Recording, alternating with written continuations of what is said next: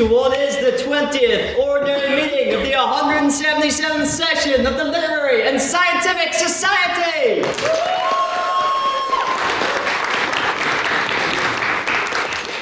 Now, as you all know, last week we were incredibly active, and that brings an end to an incredibly active chapter in which we were booked with either a debate, or an event every single day of the week. Turn the page, and I'd like to tell you a story of a new chapter of what has happened in the last week in what I am titling Open to One and All, as you'll notice on all of your term cards sitting on your seats. Over the weekend, from the 20th of February to the 1st of March, we invited over 70 students from 8 different debating societies across Ireland, Wales and Scotland to take part in our long-awaited Literific Queen's Open. After a hiatus of 3 years, and it was the biggest competition that we have hosted since our society's refounding in 2011, I'm incredibly proud, after us taking part in all the different BP competitions and all the different opens throughout the year, that we could invite them to have our own, that we were able to have our teams and our judges welcome them to our home ground. I'd also like to outline the successes that our society had at that open. We had Poe, who was the best English second language speaker at the competition. We also had Henry and Ella break as judges for the novice final, and we had Ray break as a judge for the grand final. So congratulations to all of our teams.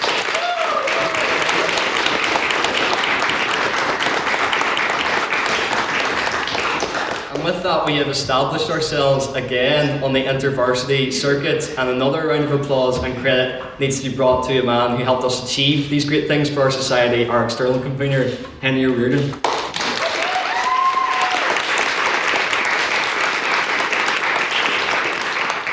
We then welcomed our society, narrowing down 36 secondary school students to 8 in Stormont for our school's competition final, where a panel of myself, Ray, James, Matthew, and our guest chair, Diane Forsyth, had the pleasure of watching a great exhibition of debate.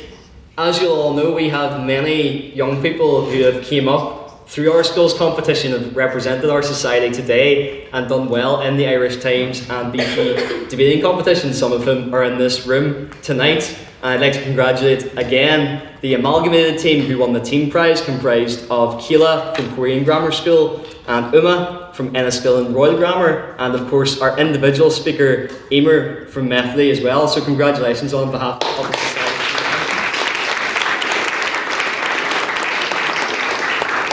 And then of course we are a social society, so that Tuesday night we also had our annual Literific Big Quiz. Prizes were won, crack was had, and we raised over £130 for our chosen charity, the Samaritans. So thank you to all who were involved in that.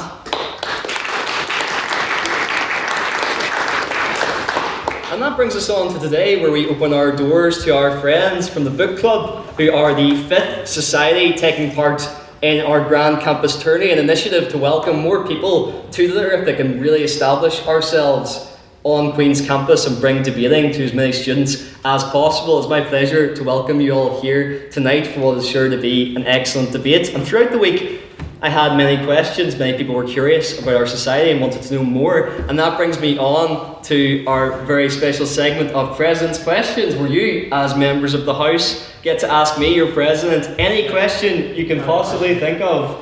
Although there are the 2 caveats: no questions of my politics and no questions of my sex life or lack thereof. So, do I have any President's questions? Yes, Henry? Yeah, when you were announcing the judge breaking engines from the Audi, you forgot Divya. Yes, Divya as well.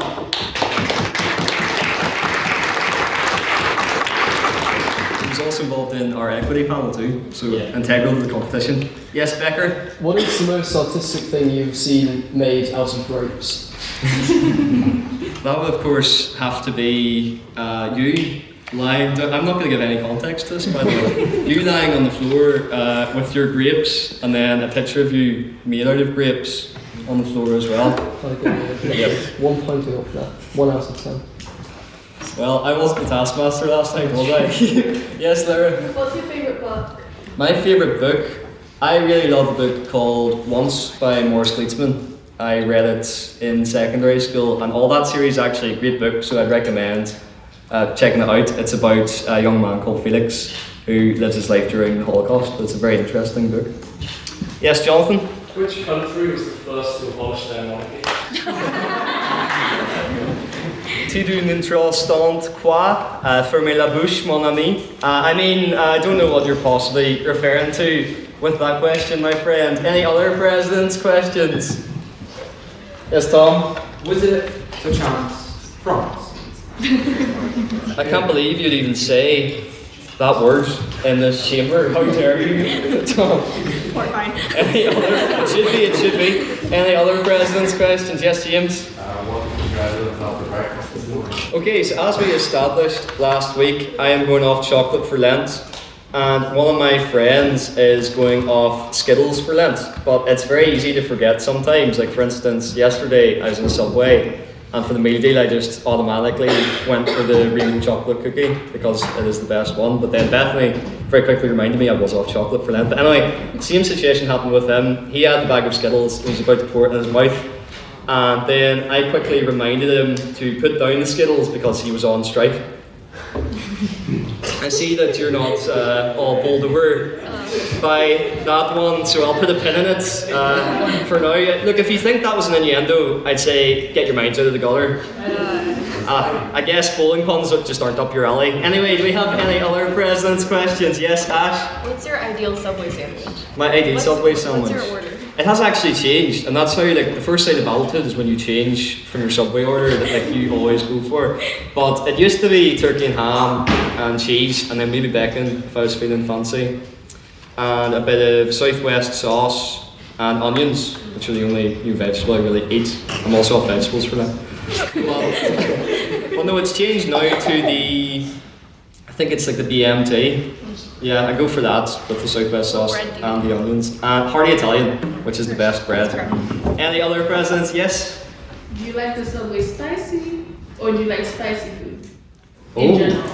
do I like spicy? I like spicy food, yeah. Although I wouldn't describe most of the food I eat as spicy. It's very much, World War II, the planes are still going overhead, and I'm just eating like minced bread. Yes, EJ? Do you think ketchup's spicy?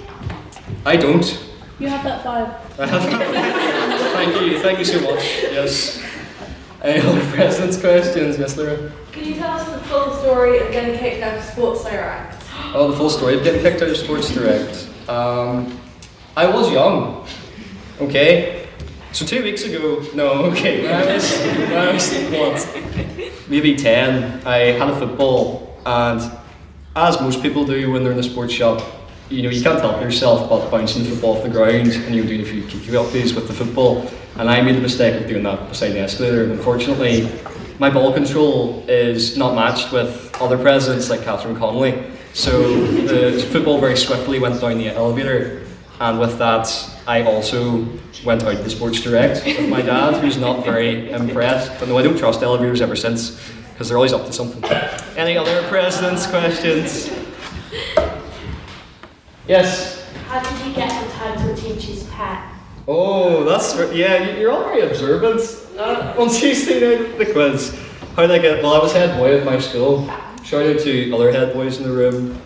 There and there. There you go. Any other president's questions?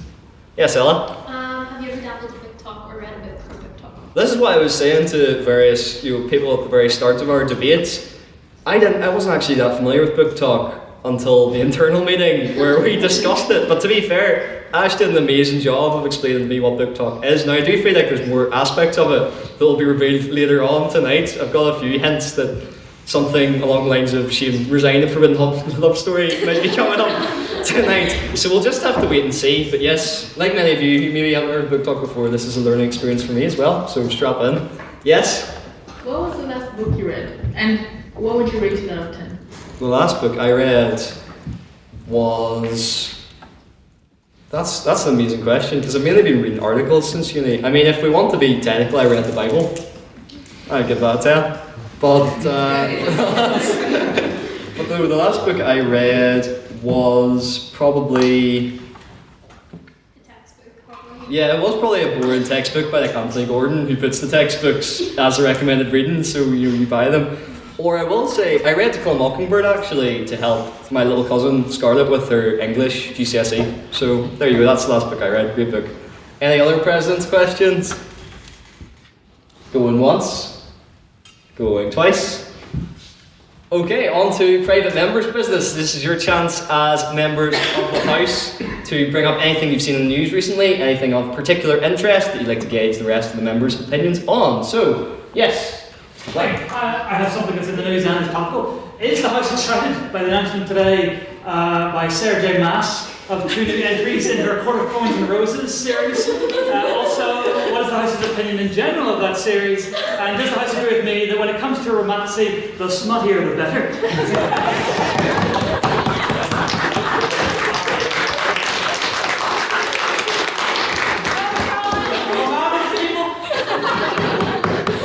Yes, Beth?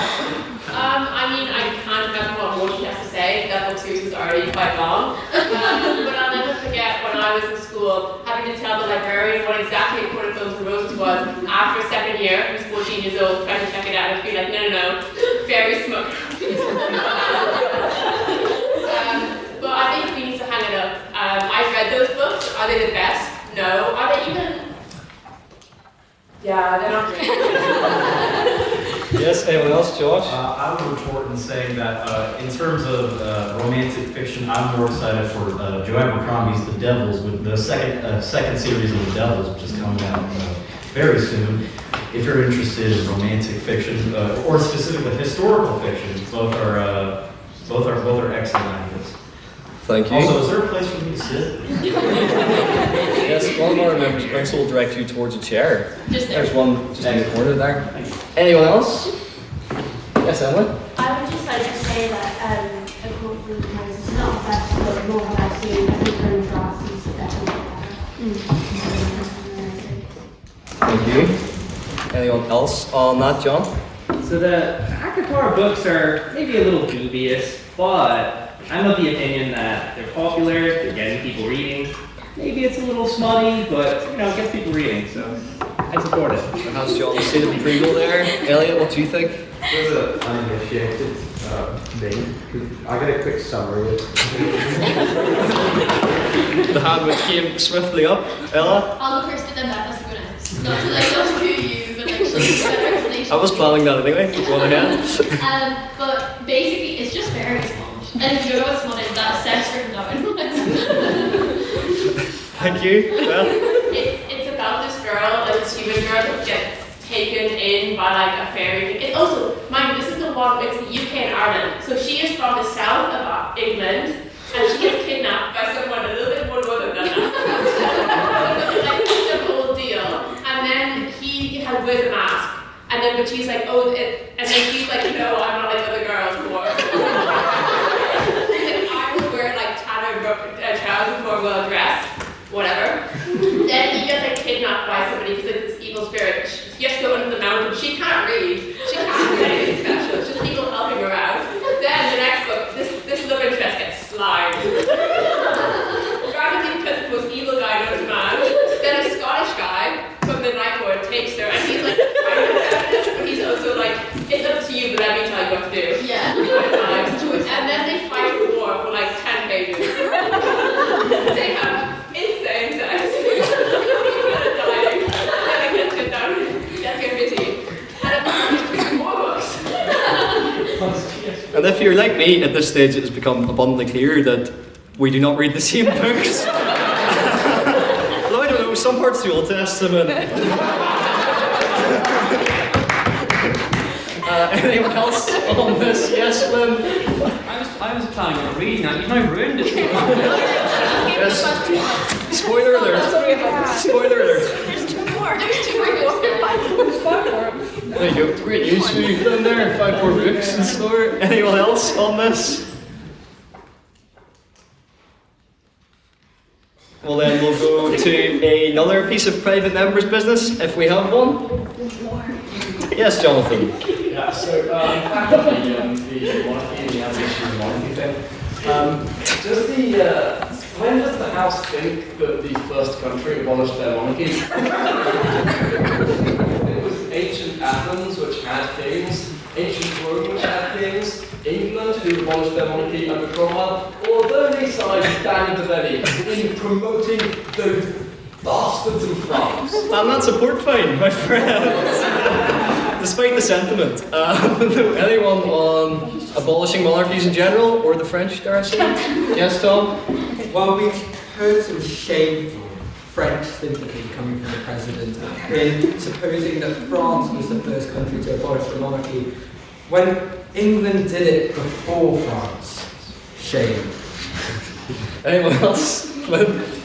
I mean, given Jonathan's distaste for France, I think we should make it like a Merlot fine instead, or maybe a Chardonnay fine, something from France. Just to make him endorse France. Yeah. Yeah, that seems like an adequate punishment. Yeah, so Just in the defense of against support for that, I don't think the French would actually enter into any legally valid marriage. Maybe they are all legally that work. okay. Very technical, but we're still getting the fight. Yes, Beth? Speaking of the French, has anybody suddenly got like Emmanuel Macron making like fire, French military edits being like, we're gonna I don't know, I liked one because I thought it was funny, and now it's Emmanuel Macron being like, the French prepare for war, Anyone on Macron's call to arms? Yes, Maeve? Has anyone been getting the videos of the White House making things like that? Like two viral TikTok sounds and then literally shooting nukes. And it's like, I had to download some of them and send them to people because like, what? Would anyone else like to talk about the White House edits or throw shade or shades on Macron? Yes, Ella? I love the Macron one. I love because there's so much like the draft and like military stuff on the top, and I do think it's genuine propaganda to get us things like, you know, when they made our parents watch Top Gun and those people listed the army, they're doing it by like TikTok edits now, and it's honestly like sort of working. But another funny thing that happened is that me and Ella, one of our flatmates, genuinely had a crash like she thought she was gonna get drafted this week. She had to talk her down from it. And she was like, and then her conclusion at the end was, well, I'm a dentist, so I'm healthcare, so I'm fine. And then she looked at me and went, you're getting drafted though because you do a bullshit degree. That's a fine for you as well. Thank you. We're doing well tonight with the fines. And yes, Mr. Hoy. On the topic of like war propaganda, I think that like lots of the stuff in the last week has been interesting. Like obviously the French one was mentioned. There was IDF, the Israeli Defense Force, did like a nothing beats a Jet 2 holiday edit on them flying their Air Force over to Iran. And I think we're in a weird timeline now where like we're just meaning war. I would have been interested if you told Jess Glynn when she first did the song, like if that's what would have been used now, what her reaction would have been. Yes, Maeve? It is resulting in a bunch of artists coming out because of course their songs went viral, they don't care that songs, their songs go viral, they like it. But now that it's being used for like different war, like in other words propaganda, they are actually having to take stance and going, hey, we don't endorse this, like I don't support this. They need to take that video down because I don't actually allow them, I don't care if they're the government, I don't allow them to use it. And like, a bunch of different artists have had to come out and say that now. Thank you. Jonathan? So, firstly, I'd like to make the point that Maximilien Robespierre, a notable member of the French Revolution, was born on the 6th of May 1758. His parents got married in January of 1758, therefore, clearly, questions can be asked there. So I would argue that the point I was making was one of hyperbole, and so the port fine is irrelevant. Secondly, in terms of the issue with Israel, I think it's quite scary to see what's happening. The way that they're pushing into Lebanon particularly worries me, because just earlier last year, the US and Israel together forced an end, at the end of this year, to the UN peacekeeping mission, which is staffed by a large contingent of Irish Defence Forces members. Which was manning the blue line along the border between Israel and Lebanon. And so this sort of meddling with the affairs of the UN and this sort of meddling with the peace process, I think is very worrying from a global perspective. I love how you started with the most pressing matter of the 2 points first there, Jonathan. Yes? I think in continuation, in addition to what he said, another pressing global matter is African immigrants being forced to fight for Russia and having their passports being held against their will and being sent to the front lines with little to no equipment or training to fight against Ukraine, and they don't know what or who or where they're fighting. I feel like that also is necessary on a global scale. Thank you. Anyone on these pressing matters? Yes, Ella? I think that's all really, really horrible, but I'm not the person to ask, but I just want to hand in my torch if that's okay. Amazing. Yes.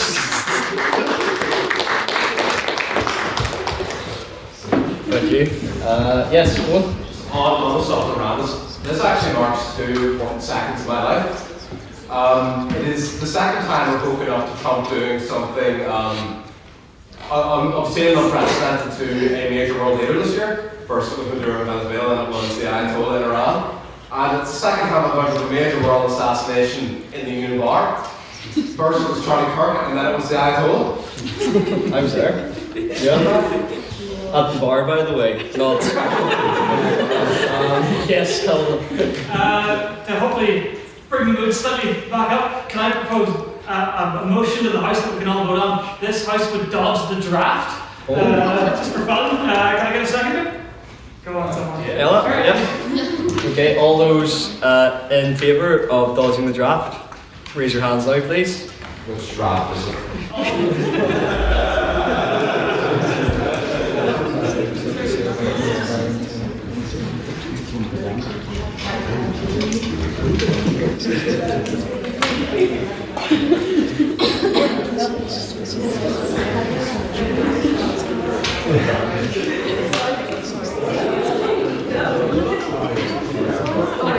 45, did you say? Yeah. Okay, 45-4. All those who'd like to oppose? Let me just make a list here, actually. You'll be in for a shock of what happens next.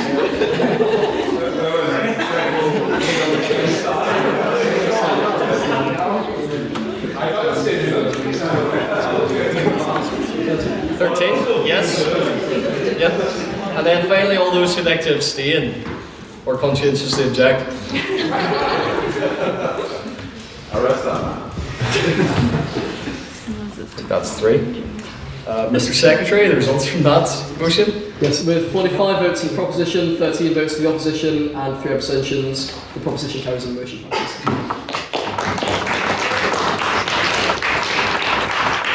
Well, on another note, if you 13 would like to join me outside, I'd like to go over our operations for the Ellen Hedge and then France. Any other pieces of private members' business? Sounds like a firing squad. Yeah, we'll go for this is the last one. Maeve? Would anyone's opinion change if it was just a draft into a war against the MH? Just not necessarily just between us and the NH. Would people's opinions then change, and would that vote then change? Yeah, I'm gonna go to Luke for this one. Everyone's fury and great glory should be devoted to the slaying of the great dragon that is the LH. I don't think anyone cares about the service of the great crusade against the LH, ladies and gentlemen. I will hear your criticism of that. A call to arms. Yes, Ella? One criticism is that I love this thief, but it's the most one-sided thing in history. So it would be actually funny when we inevitably show up to UCD and they're like, wait, 2? Wait, what? What did we do? Like, I'm telling you, it would be so funny for the sheer fact that it would be the biggest surprise attack in the world. They're an active war. We're talking about active war. I think the scale is different. I just picture like 80s hijinks, you know, going on with the LNH. Yes, Jonathan? Is it in order to bring a motion before the House to send a written declaration for the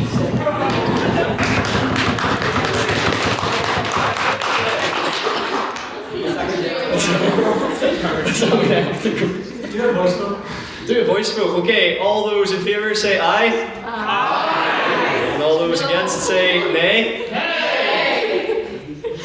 I think the ayes have it.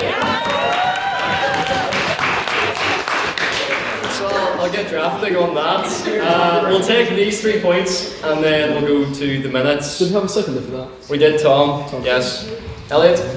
I would be horrified if the draft was necessary. I should think that every honourable God-fearing member of the legislature could volunteer at the first possible opportunity, and so I would hope that the draft is no improvement. I would love to say Noah Mullen Clark, the Spotify podcast, out of context, see what his reaction is to this. Yes, Ryan?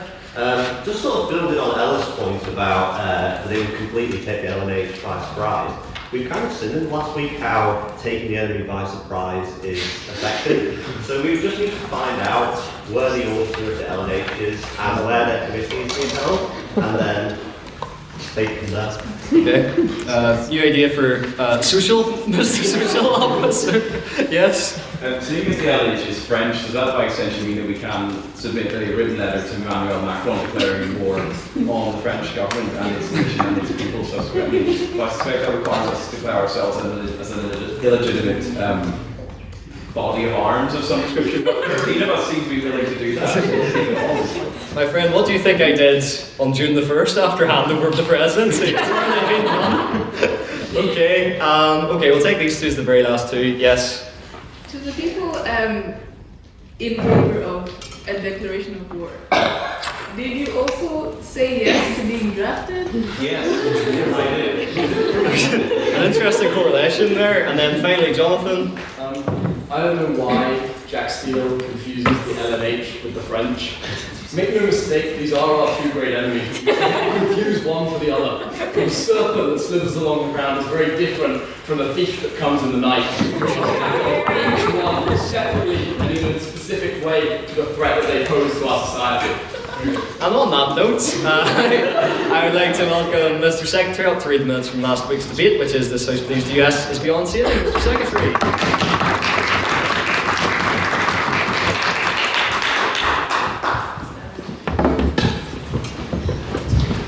Members of the House, on February 26, 2026, the Queen's University Belfast Literary and Scientific Society convened for the 20th ordinary meeting of the 177th session to debate the motion, This House believes the US is beyond sailing.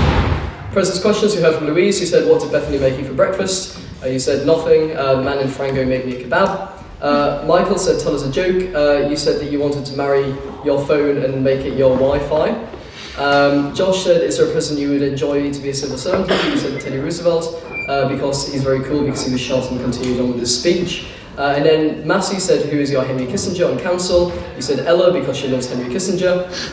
Then we had private members' business. Luke Collins mentioned the State of the Union address being the longest in history. Ella McMullen said the best bit was designated survivor, and she wonders who Trump chose. Henry Reardon said, Daniel, who would be your designated survivor? To which he replied, Bethany. Beth Lynham said that she believes they may have gone to point one, which Josh replied by saying Marco Rubio is the only option. Of course, I neglected to take the fact that he is now the interim Ayatollah of Iran. Rana suggested that, it was the Guinness cake thing. Guinness cake, is it alcoholic or not? Beth Lynham said that we would need to test the density of the cake. Elliot Dickey questioned how Guinness was incorporated into the cake in the first place, and Rana said you just cook it in Guinness, obviously. Then we had the vote on prior opinion, where we had 15 votes to the proposition, 35 votes to the opposition, and 17 abstentions, meaning the opposition carried and the motion fell. On the proposition, we had arguments from Jonathan Massey, Beth Lynham, Louise, and Derry Flanagan, and on the opposition, we heard from Ollie, Victor, Ray Thien, and Luke Coyle. Finally, we moved on to the questions for the proposition, where we heard from American Josh, Beth Lynham, and Luke Coyle. Question for the opposition, we heard from Henry Reardon, Victor, and Jonathan Massey, and the abstaining question was Ella McMullen, Louise, and Ollie. Finally, the votes on speakerability, with 28 votes to the proposition, 28 votes to the opposition, and 9 abstentions, meaning there was a draw, and the sides. Can I take the votes as read? Aye.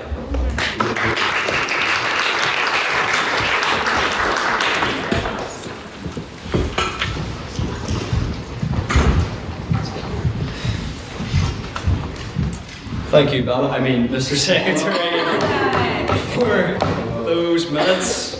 It was funny actually when Owen said the most important seconds of his life. That made me think of you, Becker. So I'll not expand on that. Anyway, now it is on to our debate. The reason we are here tonight to debate the motion, This House regrets the rise of BookTok. So we'll start with our vote on prior opinion. Can I have all those who do regret the rise of BookTok and would like to vote for the proposition to raise their hands now, please?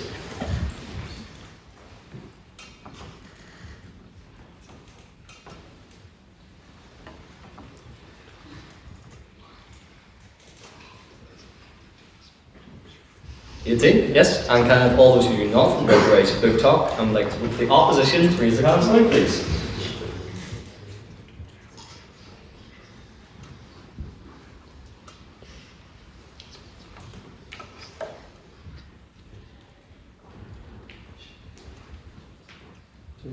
Yes, and finally, can I have all those who'd like to abstain from the motion, or all those who don't know what BookTok is, to raise their hands now, please.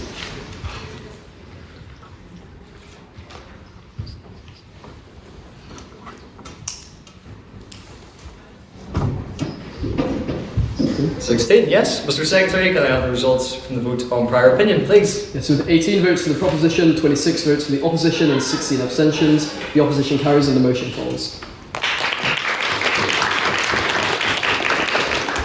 And before we get started, a quick run through of the rules. Speakers will take it in turns on the proposition and the opposition to come up to the podium and speak for 7 minutes. The first bit of their speech and the last bit of their speech is protected time, as designated by our bell. Our bell. Thank you, Madam Vice President. That means for those 5 minutes in between, they have the unprotected time, during which they're open to POIs. This is where you, as members of the House, or their adversaries on the other side of the table, can challenge their points in real time. To do so, simply raise your hand and shout, on that point, point of information, or POI. It is then to the Speaker's discretion as to whether they take your POI or decline it. Please keep your POIs nice and short, a maximum of 15 seconds, and make sure to leave 15 seconds in between each POI offered. Otherwise, that is barking. Don't worry, I'll keep you right, my trusty. We also have a rule which has been broken twice already by members of the House about swearing during your speeches. Madam Vice President. Yes, if you swear during your speech or at any time during the debate, you owe the House a follow report. We have quite a few outstanding court fines. Emmy, Vinton, Beth, Baker, Jonathan, and Rosa, who did not report, are still speaking tonight. I'm very sorry. That's also kind of my fault, but she can take my port and I'll transfer the port to her, and then I've now on this. A noble sacrifice from our sacrifice for Rosa. Thank you. Take the port, just second bottles, and then hand the bowl. That's for us to decide. But without further ado, to start our debate tonight and open the case for the proposition, I would like to invite Rosa to the podium, please.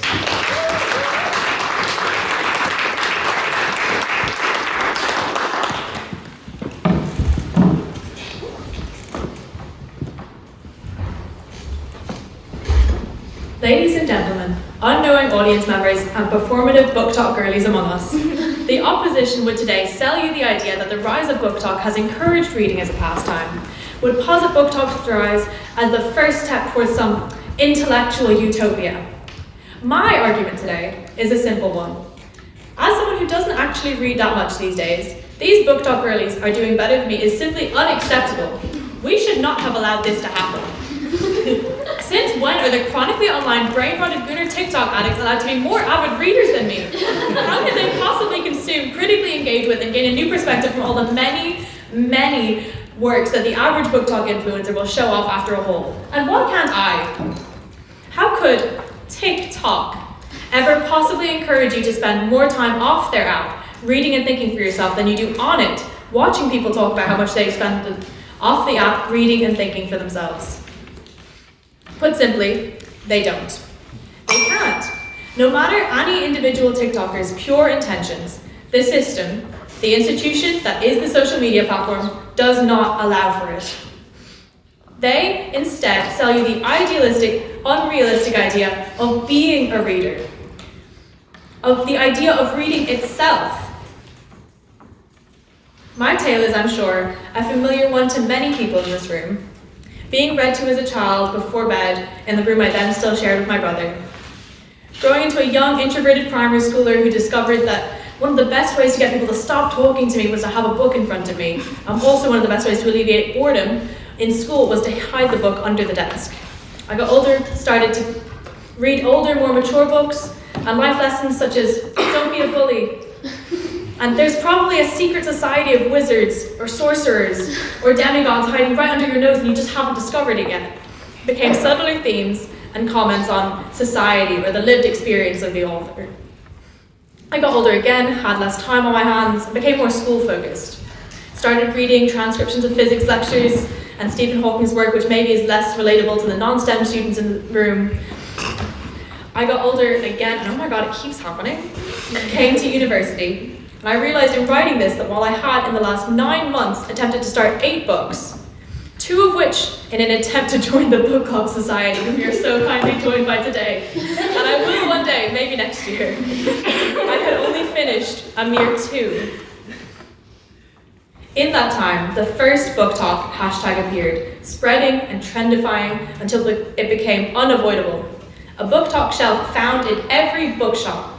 Discussions of things you've read with friends, turning from the occasional interesting article or niche find after wandering into a charity shop, into the latest BookTok recommendation that has been spoon-fed to them by their algorithm, all following the same 5 or 10 cookie-cutter recipes.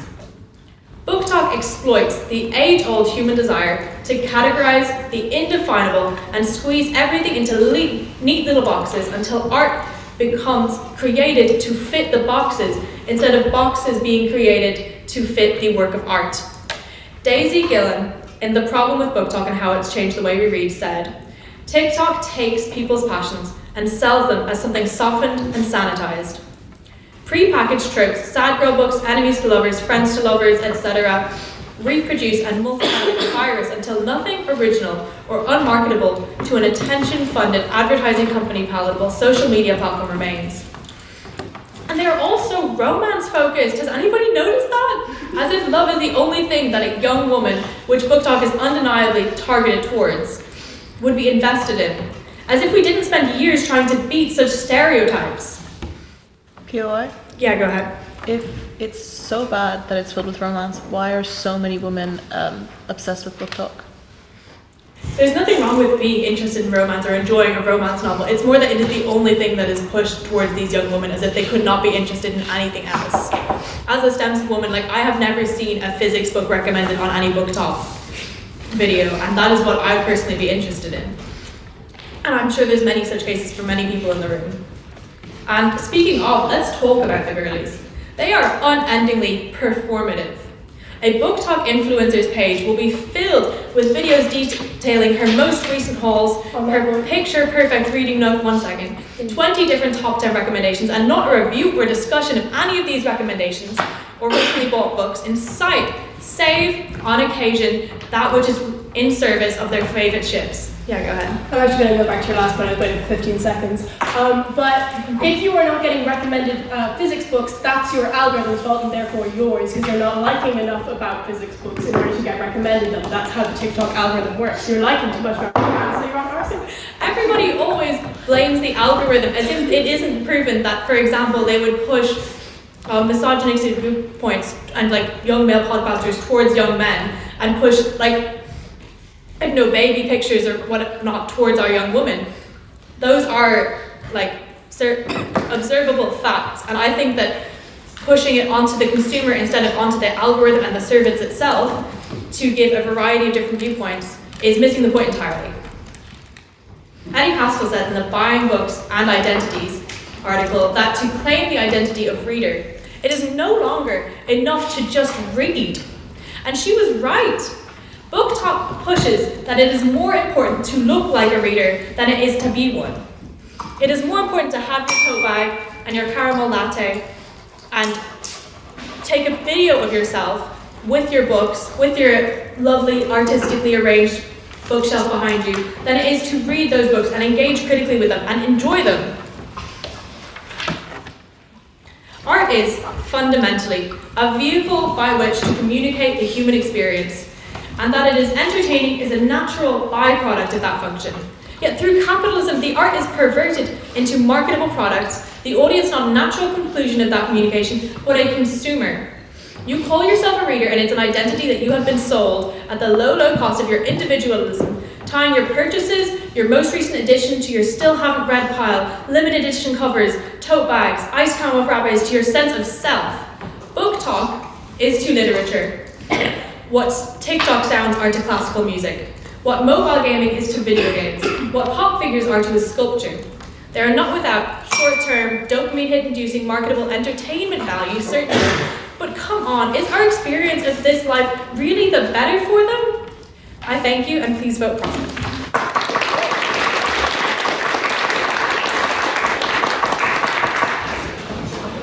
Thank you, Rosa, for that very fine speech. And now to open the case for the opposition, I'd like to invite Ash to the podium, please.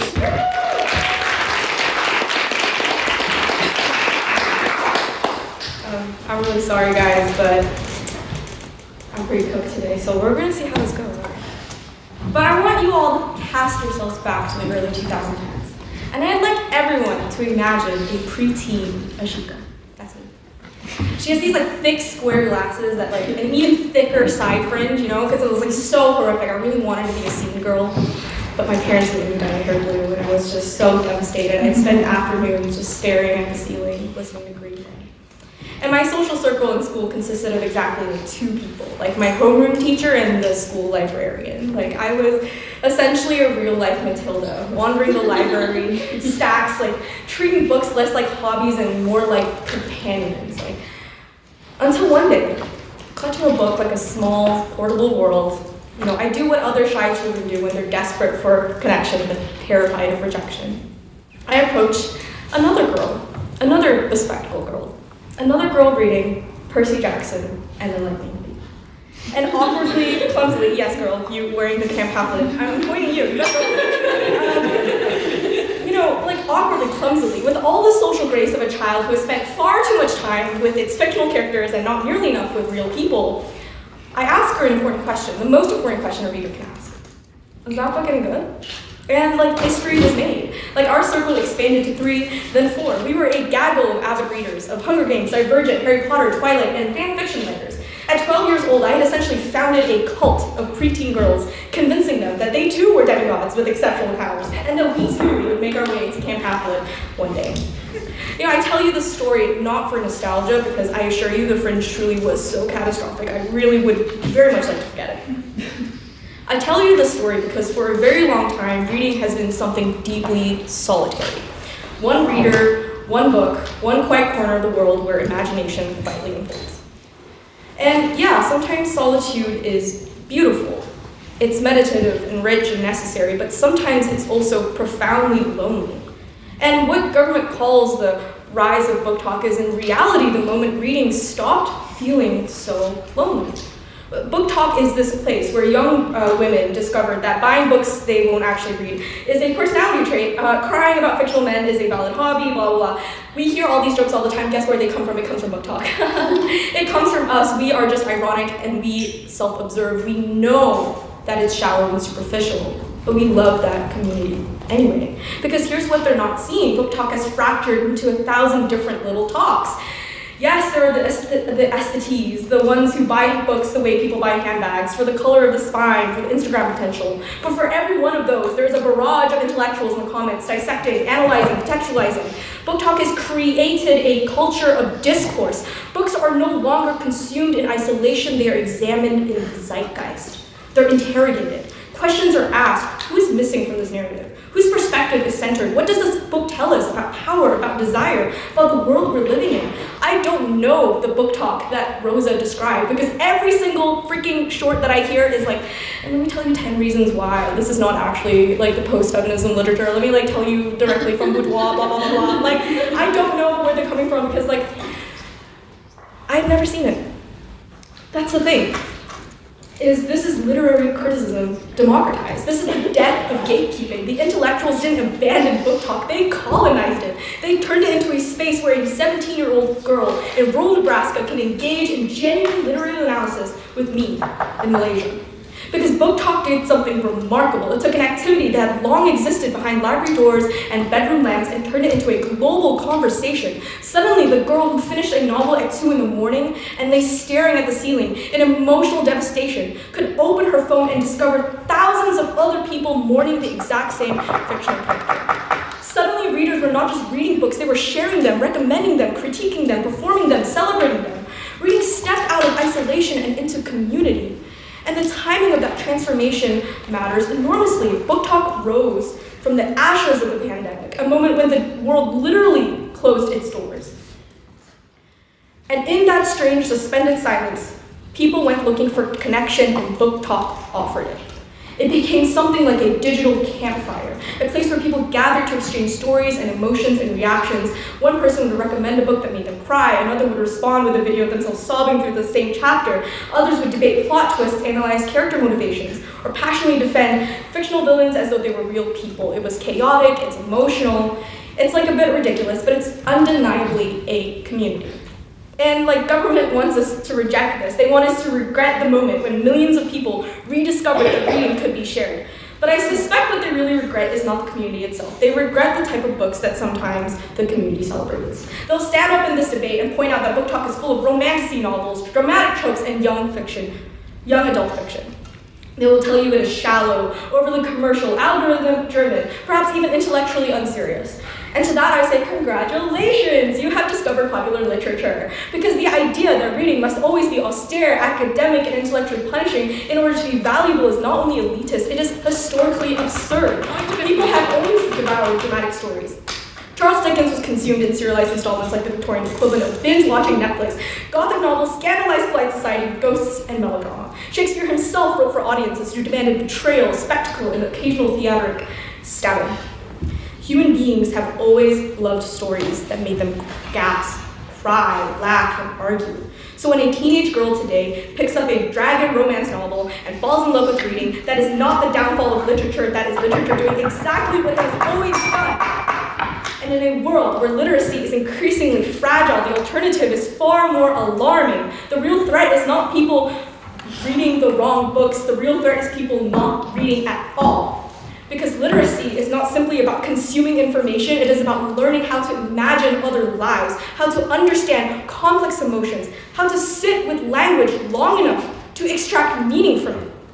When people read regularly, even if they begin with the simplest of stories, they build the cognitive and emotional muscles that allow them to engage with more challenging ideas later.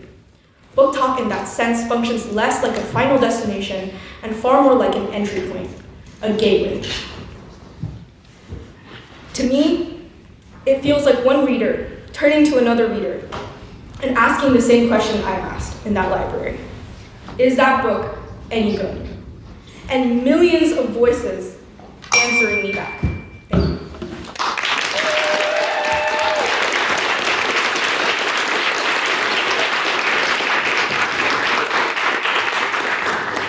Thank you, Ash, for that very fine speech. And now, second the proposition, I'd like to invite Nate to the podium, please.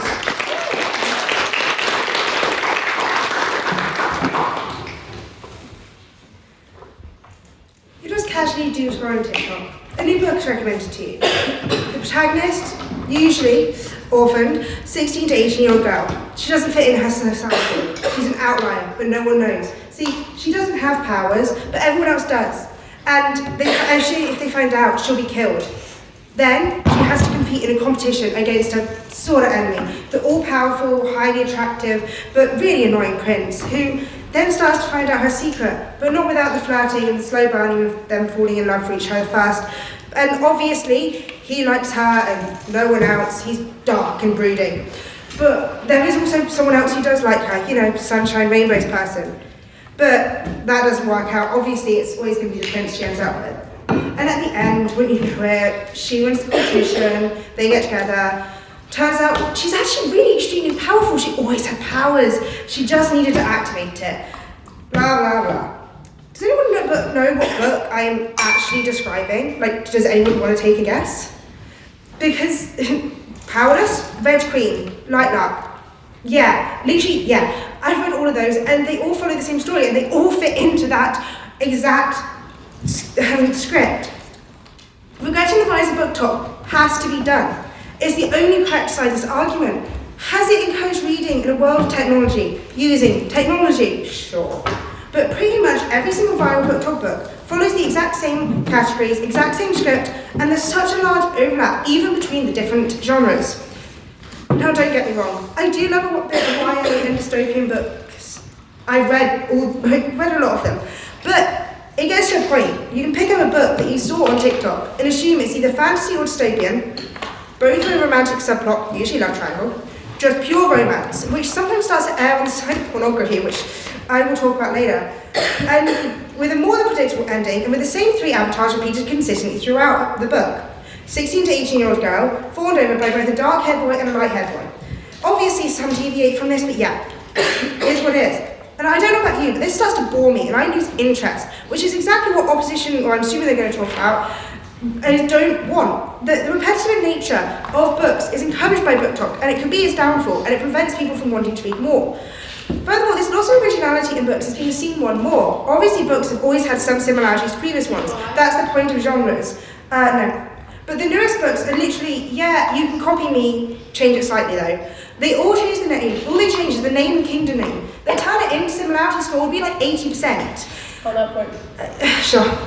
What is it? Orwell's 1984 was actually derived of a Russian author's book called We, which has the exact same themes and the exact same structure of the story that Orwell just took and made British. So hasn't that just been happening for decades? Yeah, that is the point of genres as well. Like, yeah, it does happen, but these are literally identical within the same years sometimes they're published. They are identical, and that's the problem. Actually, and if you've never been on BookTok, many people there use what I'm going to call founding books as descriptors. Do I still listen and read to them? Yeah, but the founding books are the ones that we all grew up with, and they have a different aura about them, but the following books are so derivative. The ending can be predicted the moment you know the ranks and names of all characters. While I do accept it's a pathway into reading, it doesn't promote a unique reading style, especially if you're choosing the same 3 influences for inspiration each time. Of course, there are genres which some people prefer more than others. Personally, I do actually like dystopian kinds of books, but they're all on a spectrum, and there's some locations on these spectrums I genuinely don't like.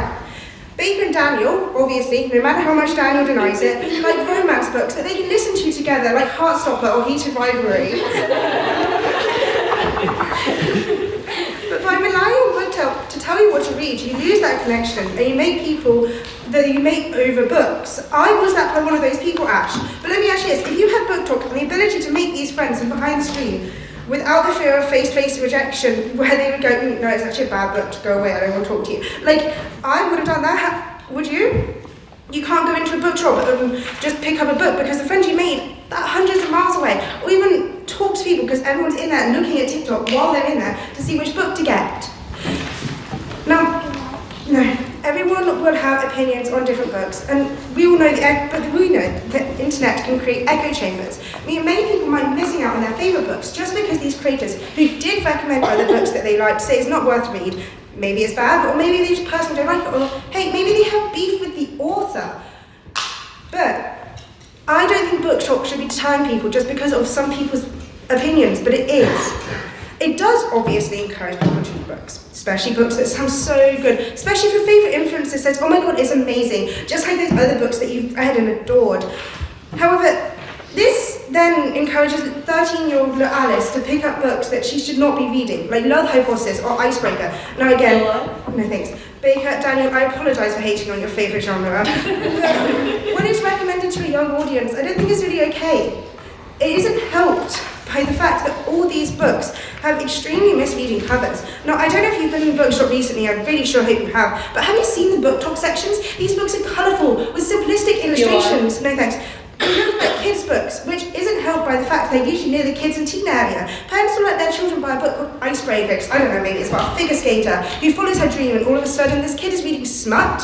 In what world is this okay? Of course AO3 exists and will continue to exist. That's a different story. Kids don't accidentally stumble to that while on TikTok. They stumble onto it when they're looking for their favourite Harry Potters and their backstory. I personally don't like romance books, but obviously people do. And I'm not hating, but with the rise of BookTok and the increase in spicy books, especially those aimed at young adults and being promoted on an app for young people, it's exposing young people to a certain genre which isn't appropriate and that their parents aren't aware of. Because their parents are just like, oh yeah, they're reading a book, it'll be fine. When it comes down to it, people just want to make money, so they repeat the same exhausted tropes and storylines, which results in the opposite of what should happen. People don't want to read anymore. BookTok has made people not want to read. Or alternatively, it encourages young teenagers and children to read literal smut. BookTok has had the potential to be good, but I fear somewhere down the line, like so many things on the internet, it got ruined. Where the rise of BookTok is sadly something to be regretted. Vote opposition. Thanks for listening.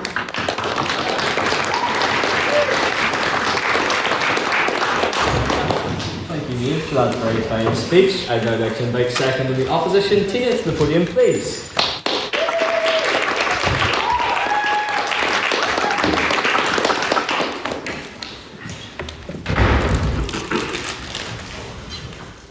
Members of the House, I would like to begin with a shocking confession. BookTok has committed a terrible crime. It has made young people read books. Truly horrifying. Someone alert the literary authorities immediately, or my God, crime. Because if we listen to the proposition, you would think BookTok is single-handedly destroying literature. Shakespeare is apparently somewhere in the afterlife, clutching his pill, or his pills, whatever you guys want to think. This is not what I died for. But let's take a step back and ask a simple question. When did people get this excited about reading books, and when did that become a problem? For years, we've had the same panic. Young people don't read anymore. Phones are destroying attention spans. Literature is dying. And then suddenly, millions of people start recommending books online. They're filming reactions to plot twists. They're crying over fictional characters. They're telling their friends, this book emotionally destroyed me. So read it and tell me what you think. And the response from the proposition is essentially, yes, but they're enjoying it wrong. You know? Now, members of the House, great Point fear. of information. The great fear in this debate seems to be what people dramatically call spicy books. You know, the type Fantasy Kingdom, morally questionable love interests, characters who've been trying to kill each other for 300 pages and suddenly realize, oh my God, they're in love. And we are told this is destroying literature. This is apparently the downfall of Western civilization. Oh my God. Now, I'll admit that spicy books might contain a few passionate moments. Maybe a kiss. Maybe two characters who are attracted to each other. Maybe a chapter where the author remembers that adults exist, because, you know, parental guidelines exist for a reason. Parents should check what books they're giving their kids. But let us not pretend this is some shocking modern invention, because literature has always been full of dramatic romance and scandalous relationship. POI. No, thank you. Jane Austen's novels were criticized in their own time for encouraging women to think too much about romance. Critics genuinely worried that if women read too many romantic novels, they would become distracted, emotional, incapable of focusing on their duties. Also known as hysteria, which we now know isn't real. So apparently, if women read about attractive fictional men, civilization would collapse. And yet somehow society survived Mr. Darcy, it survived Wuthering Heights, and I suspect it'll survive a few BookTok or fantasy novels as well. You know, take Wuthering Heights, a brooding man, an obsessive relationship. People wandering across windy hills, dramatically running and ruining each other's lives. Members of this house, if this book came out today, BookTok would describe it as toxic romance, enemies to lovers, and emotionally devastating. Amazing, right? All the genres we love. And yet Victorian readers loved it. They didn't just have TikTok to film themselves crying about Heathcliff. Whether I've never read this book, I just heard a lot of things about it. And honestly, the idea that classics are pure while modern books are scandalous is very selective of literary history, I must say. Because if you open a lot of so-called literature, you will find obsession, affairs, jealousy, violence, and characters making extremely questionable romantic decisions. Classic literature is just not morally pure. It is simply old enough that people have stopped complaining about it. It's any controversial modern book enough time, and eventually someone will assign it to an English classroom as important. That is the life cycle of literature. Now, of course, I need to point one very particular BookTok example, Avatar. I will not have any slander for this book. This is the starting BookTok series, and it's the best scandaled BookTok. It's a fantasy, it's a romantasy, you know, whatever you want to call it. And this is the book that got BookTok started. But here's the interesting part. Out of roughly 46 chapters, you can see how thick this book is, quite thick, right? Only about 4 or 5 contain anything remotely spicy, you know? So 90% of this book is plot, and 10% is spice. So if people pick this book up purely for the smart aspect of it, they're doing it in the least efficient way imaginable, you know? Imagine. Yes. When I listen to my speech, I would say that's one of the founding books of BookTok, and there are loads of books out there. They should describe themselves as like A Court of Thorns and Roses, so that they get them to read it, and they are identical to it. It's just a derivative, and that's what BookTok calls it. Yes, it is. And no BookTok or TikTok book author recommendations say that this book isn't similar, or books that are derived from it are completely different. They say books that are similar to this. They have the same backstory, the same storyline. It's just same thing, different font, and people love it, which is weird for society, but hey, if it sells, it sells. So I'd like to point out that BookTok and smut and romantasy, they're not the corruption of literature. This is commitment to the storyline, you know? But the most important thing that BookTok does is much simpler. It makes reading visible again. People recommend books with excitement. They argue about characters. They debate endings, like, you know, what we're doing here, but just for romance, They share their favorite stories with their friends, and the impact of that is enormous. Old books return to bestseller lists years after they were published. Independent bookstore reports report increased sales, and libraries seem more boring. That is not the death of literature. That is the revival of reading culture. And that is much the opposition season, I must say. This tiny device contains thousands of books. Classics, modern novels, fantasy, history, and yes, occasionally a book with a shirtless man on the cover. BookTok connects these readers instantly. Someone sees a recommendation, downloads the book, and starts reading that same night. The proposition calls this dangerous. Most authors would call this fantastic. But perhaps the most important impact of BookTok is very simple. It turns non-readers into readers. Someone might... Oh my god, I'm running out of time. Someone might begin a fun, fancy romance recommended by a friend, and then they read another book, and another book, and then they explore other genres. Suddenly, they're reading far more than they ever did before. BookTok is not replacing literature, it is retraining people to engage with it. Even if the gateway book happens to be a brooding love interest and excessive amounts of dramatic tension. So, members of the House, a book unread is not unsacred. Sorry, it's not sacred. It is simply forgotten. Literature survives when people read it, debate it, recommend it, and share it with others. And if sometimes that recommendation sounds like, this book was so sexy, you should read it. Then honestly, that sounds like literature doing exactly what it's done before, capturing people's imaginations and creating communities. So, members of this House, we do not regret the rise of BookTok. But I can't read half of my speech at this point. To end this rant, I just want to say that all reading is good reading, whether it's literature or BookTok romance. Thank you.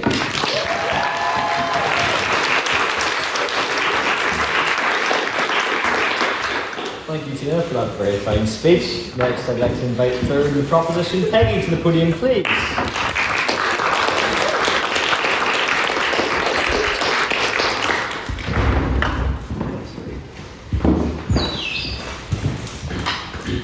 Ladies and gentlemen of the House, I would like to preface my speech by saying I, ashamedly, was and am an avid reader and member of BookTok. I was and am a sucker for the enemies to lovers forced proximity trope. So do I regret its existence? No. Do I think it shouldn't be popular? No. Do I regret the rise of it in an uncontrolled, rapid manner that has led to an inappropriate audience for it? Yes. Members of the House, I'm going to paint you a picture. A day out when I was 16 with my mother and my 10-year-old sister. After getting coffee, we were in a bookshop. While I'm browsing, I see my mum has purchased a book for my little sister. Icebreaker, a BookTok sensation that's sold over 2 million copies on Amazon. To any members of the House who have read this book, I'm sure you would understand why it is an appropriate reading for 10-year-old girls. Now, did I have to tell my mum why I knew what was in this book? Thankfully not, because I merely opened it to a random page, and the scene before her could only be described as far more vulgar than one the baker and president of any performed in front of a house. The point of this anecdote is that it shows how scarily easy it was and is for children to get their hands on books. There was no warnings, no regulation. It wasn't even in the adult section. Yeah? Is this the fault of BookTok, or is this the fault of public media, cinema, music that is also inappropriate? It's the fault of the rise of BookTok, and also public media like cinema has age ratings. BookTok has absolutely no 18+ ratings on the back. There is nothing to preface it. It has big pastel colors and it's in an unrestricted section, whereas most adult books are in an adult section. The point. But why would they give that book that second look? Why would such a piece of media be out in the open for no restriction of warning? How would a 10-year-old buy this? Ladies and gentlemen, I'm not here to shame women, the primary audience of BookTok, for engaging in erotic materials. Men have done so for a century and face no shame. What I am here to campaign against is how easily and rapidly this material has become readily available to young women. Something we can attribute to the rise of BookTok. Yes? Oh, thank you. Isn't it young adult fiction? So isn't it like in the title? Yeah, but it's not young adult fiction if it's adult fiction, is it? Like, young adult fiction is very different from adult fiction. Back and forth. When I was younger, a book about dragons entailed fire, armor, and childish humor. Too often nowadays, I see girls, not women, but girls, reading Fourth Wing. I considered relaying why this was inappropriate by reading the passage a bit loud in here, but even I have limits to what I'll do to win an argument. BookTok did not list to no sexuality or romance. That I will acknowledge. Of course, it's brilliant that more people are reading in this scourge of short attention spans. However, Whether the opposition chooses to acknowledge it or not, the rise of BookTok inevitably includes, if not driven by, the sexual nature of many of these books. If the opposition, no thank you, if the opposition used to say that BookTok used to be or should be about the actual literature, by all means I agree, but that's not the case and we should be realistic. When you search up BookTok now, is it books that come up, or is it a plethora of grown women making strangely infantilizing comments about reading? Eli. Yeah? Books come up when I search on BookTok, it's algorithmic. Algorithmic. That's my algorithm stuff though. Sorry about that. Yes, I as a feminist love to see more women embracing sexuality rather than purely culture. But let's not ignore the very strange dynamics being embraced, the relationships explored in these books. According to the New York Times, the most popular text to emerge in BookTok was According to Superior by Sarah J. Maas, which sold over 75 million copies. What is the main romantic relationship in the book? The phrase enemies to lovers soulmate story? A man who kidnaps a 19-year-old girl, dresses her up in see-through clothes, reads her mind and isolates her in a building she can't escape from. Now, ignoring the fact that he's 25 times older than her and also a demon with wings and a tail, it still makes for a really unhealthy dynamic. A power imbalance that is marketed as a steamy romance. Never mind you, this is the most popular novel from BookTok. The opposition can point out as many healthy, age-appropriate, intellectual books as they want, but the fact is, this is what sells the best. This is what drove the rise of BookTok. It's taboo, it's edgy, it's steamy. It sells 75 million copies a year. No thank you. I could name hundreds of titles that are even more disgusting, Haunting Adeline, Butcher and Blackthorn, etc. But the point is that in BookTok, unhealthy dynamics and unhealthy standards have been allowed to thrive. With the rise of BookTok, they've just reached a larger audience. Most importantly, young women who are just beginning to be cognizant of sexuality and their role in the world. Tell me, what do you think the effect is on a 12-year-old innocently picking up a book and subsequently sourcing their ideas on healthy, desirable relationship from a culture that does fantasize about kidnapping, age gaps, and stalking? I understand what you're saying, but I would honestly want to work hard as my main source for introducing Okay, but we're talking about BookTok. I agree with what you're saying, but we're talking about the rise of BookTok specifically. I agree with that. I'm by no means a Puritan. I think consenting adults should be allowed to enjoy what they want within the pages of a book. But most importantly, that part of the statement is adults. Adults who know what they are purchasing, who know that they want spice from the book. Do I think BookTok is morally abhorrent and that we should hide it away? Of course not, I'd be a hypocrite. If it was to remain a subculture online or to risen in a controlled manner, we wouldn't be discussing this motion. But the fact is, it exploded onto the scene like wildfire, ironically the title of another poorly written romance. To return to the motion at hand, this house regrets the rise of BookTok. It's not BookTok I regret. It's BookTok rising in the way it has, rapidly, without regulation, that has been very real, very adult, and unhealthy dynamics are hidden between glossy and pastel-colored covers, unassuming to the untrained eye, and subsequently in the hands of my younger sister and many of the young readers. And that is why we should all regret the rise of BookTok.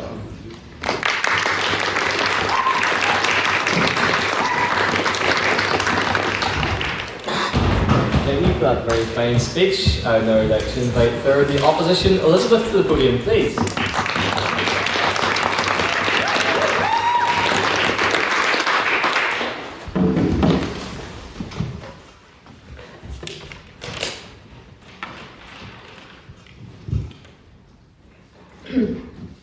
I am, at my core, a bookworm.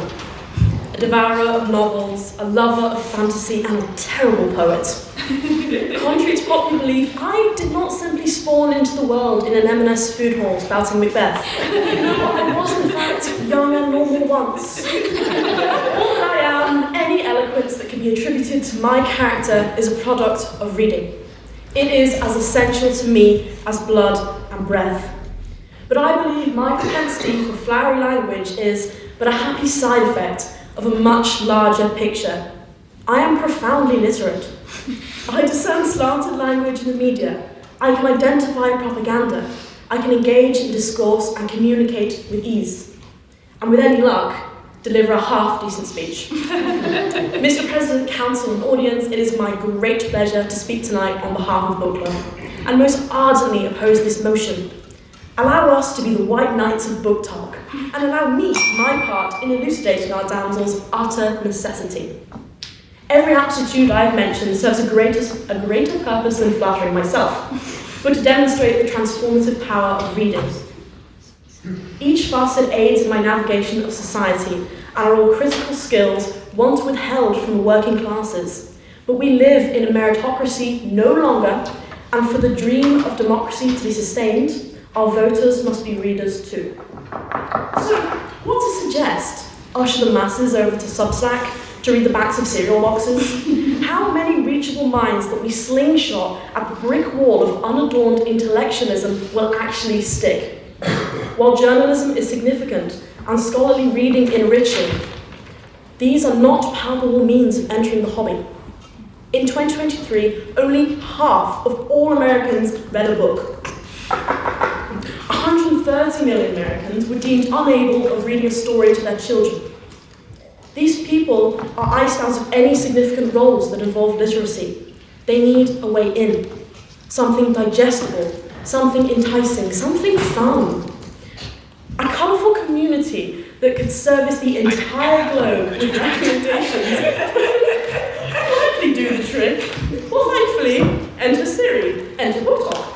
Hashtag BookTok has amassed a staggering 154 billion views. BookTok is peddling reading at such a rate that it has become trendy again. The world is re-engaging with literature.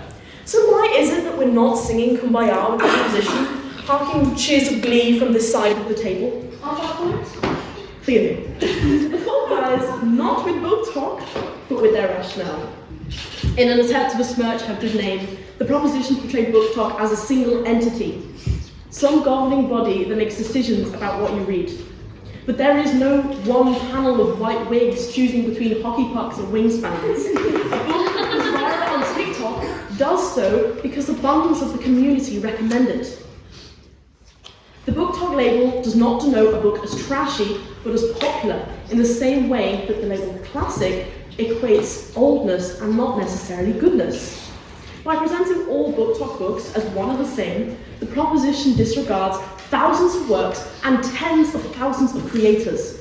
What does the secret history have in common with the love hypothesis?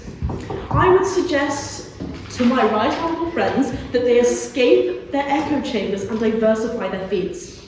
Follow unique perspectives and seek out minorities. It is called the For You page after all. Here I shall make a concession. Some of the titles I gleaned from BookTok were arguably poor reads.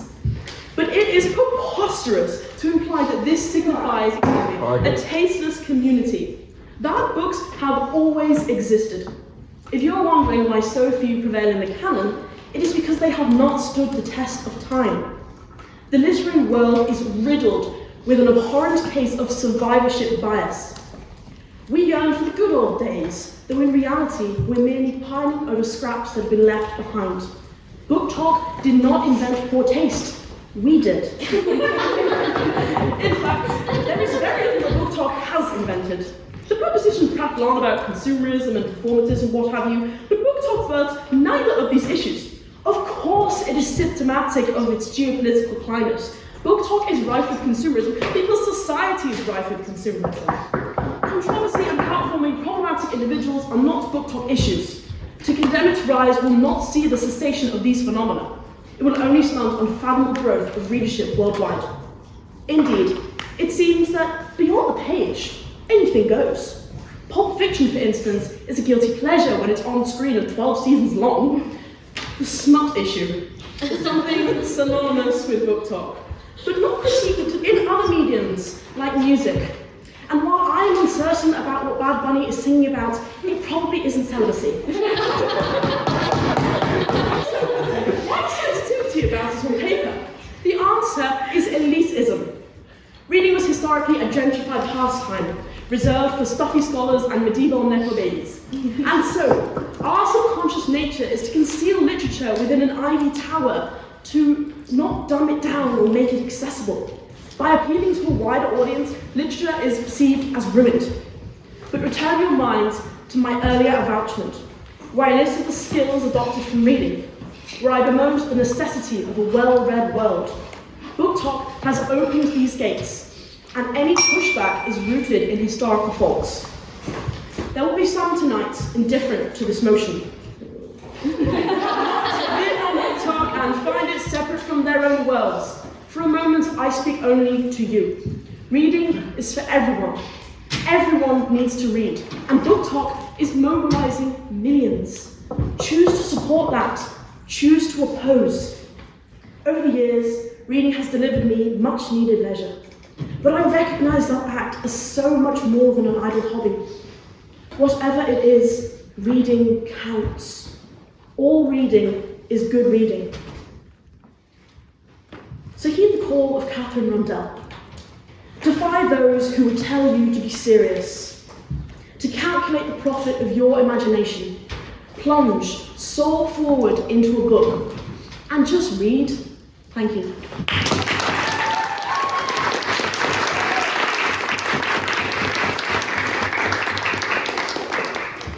Thank you, Elizabeth, for that very fine speech. And now to close the case of the proposition, I'd like to invite Grania to the podium, please.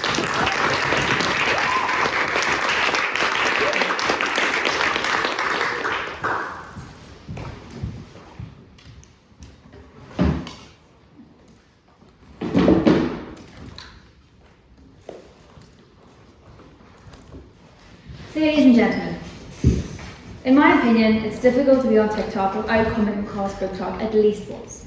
We've all seen hashtags, reviews, and fan casts. We've seen people create an online community where they can share opinions and recommendations. And we've seen the rise of fan fiction and independent authors, with some even publishing themselves and getting movie days.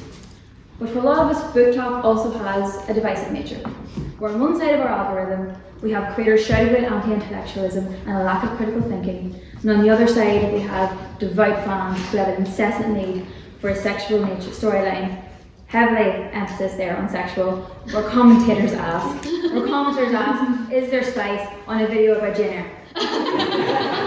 It is allowed for watered-down plots and one-dimensional characters for the purposes of keeping up with the demand. Now don't get me wrong, it's great that people are reading. It's not necessarily a question about elitism, but where is the value in that if the books that are being pushed are half-baked copy and paste stories with no real integrity that promote questionable relationships and misogynistic stereotypes in women? When we come across BookTok, we see aesthetically pleasing, colour-coded bookshelves where the influencer holds up the past 10 books that they've read in this month, all beautifully annotated and bookmarked. Why is anybody annotating smut? That's me level. And as the majority of us women have done here tonight, we've cast our memories back to our childhoods as avid readers. And one thing is true, in my opinion, we were all kind of losers. I know I was. Now reading, yes, is an aesthetic. It can be cool, but it does come with its issues. I'd imagine the majority of us here had access to some sort of reading scheme in school, particularly primary school, probably instead of secondary. A scheme sort of like accelerated reading, where you're encouraged to read more and diversify your choices, or at least that's how it was for me. Schemes such as these, they had checks on on the books that you were reading, the level being appropriate for your age and your ability, often determined by a weak core system. Parents and teachers had an online forum. They were able, for the most part, to keep an eye on the content you were consuming from your books. Not necessarily anymore. We're seeing a shift of reading from school onto TikTok. BookTok, while yes, it's an online community, is pushed towards a young, impressionable audience by the algorithm. An age group that can easily take in that YA romantic type of novel. Now, there's nothing wrong with this type of novel or someone who writes this type of novel, but it may not always be appropriate for their age, as it has already been mentioned. Novels like It Ends With Us, The Spanish Love Deception, Icebreaker was a popular one, and more hide an extreme sexual nature behind soft romantic covers that mislead parents from buying them. And yes, there are guidelines, but as a parent, if you're going to buy the book your child wants, even if it gets them written, if they even see them on TikTok. So now, next, we have an impressionable age group consuming possibly toxic, mature and sexual themes without fully understanding them, all the while we watch a TikTok of a grown woman romanticize a toxic, brooding male character with extremely questionable tendencies. In our need to make reading more accessible, we've opened the floodgates for a generation of readers to consume a dangerous idea of what a relationship is. What? They not also consume all the other people talking about those toxic natures? And isn't it safer for young women to explore these themes in a safe space? I think it is a safe space, but at the same time it is the internet. Ultimately, our children, 12, 11, 13, will be reading these books and then going on to online forums to discuss them in an intellectual manner. High chances are they're not. What cannot be ignored, and this encompasses the entirety of TikTok, not just the literary corner of it, is yes, there has been a drop in literacy rate. Our attention spans are shorter. We constantly need something to be aesthetically pleasing to give it any attention. It needs to be girly, it needs to be easy to consume. There must be trending audio, vocal stims. For example, the new Wuthering Heights movie, for example, is, regardless of what we all think of it in regards to the original text, it is a product of TikTok made for BookTok. Specifically, Charlie XCX, the costumes, the cinematography are all designed to make a book that was originally about social class structures, racism, gender, and domestic abuse much easier to consume, therefore much easier to sell, particularly through BookTok. We want books that give us immediate gratification, that get straight to our desired trope without a whole lot of brain fire, and there have been many women that talk on BookTok about wanting mindless books, where we can rely on buzzwords to substitute major themes. We want books that easily transfer from page to screen with a trending artist covering the audio. Some books, they're meant to be uncomfortable, they're not meant to incite pleasing images, but this is set aside. Don't worry, emotional complexity can be added later on. We can market it as a love story, where one of the lead actors say to girls, don't worry, your Heathcliff is waiting for you. That's the truth, keep him far, far away from me. Go on. I'm not against modern adaptations of classical novels, but the sacrifice of foundational themes for TikTok relevance is a product of BookTok, and it plays on the age-old stereotype that love stories are all women are capable of writing. Finally, following on from that, a consistent theme across BookTok is what is obviously has been spoken about, smut. Whether we like it or not, it's a defining characteristic of that corner of the internet. Some writing has literally rotted our brains. We have trained ourselves to expect a checklist of tropes, like enemies to lovers, or, oh my god, there's only one bed, whatever will we do? Go on to sleep. Just go to sleep and give us all a break. That being said, the consistent characterization of the female protagonist is being plucked from her daily life, needing her side characters to help her discover her destiny, and eventually abandoning what she's achieved for her male counterpart can be harmful in the long run. Go on. No, thank you. I read a few BookTok books, and I've enjoyed them. But enjoyment isn't the issue here, and it's not always what you read, it's how you read it. And if people are reading books purely for its mindless character, it does stunt our ability to critically interpret the text. I urge you to read those.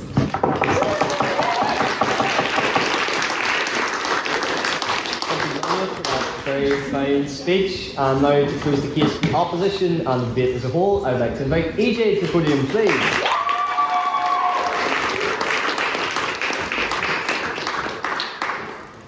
Good evening, litterific. Illiteratic. Tonight I'm here to finish up this debate and solidify for you that this house should not regret the rise of BookTok. My credentials include being a retired AO3 K-pop stan and